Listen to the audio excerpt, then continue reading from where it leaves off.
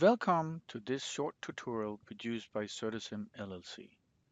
It covers how to set up an object store in the Impetus AFE Solver GUI.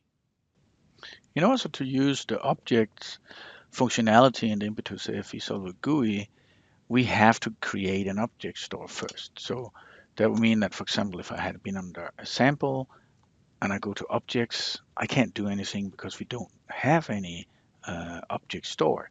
So I go over here to the left and I click on objects. It would ask me to add a location to create an object store.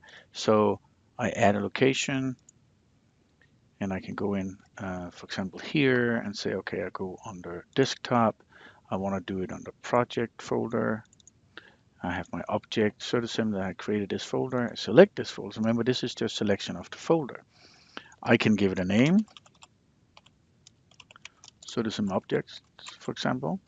Now, under this directory or this folder, there will be some subfolders that includes objects, licenses, and profiles. And licenses is very interesting because you can actually license as a user, you can license the objects that you're creating.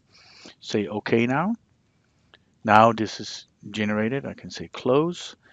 What this also means is that if I'm going to my object store now, I can see this one here and I can create more locations as well.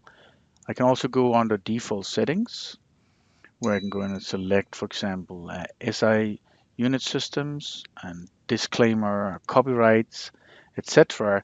And these will then be used when I generate new objects as a default settings.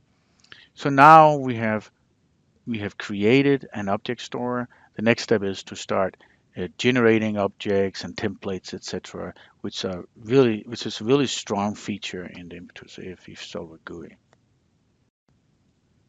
This concludes our short tutorial on setting up an object store in the Impetus AFE Solver GUI, and we hope that you have enjoyed watching.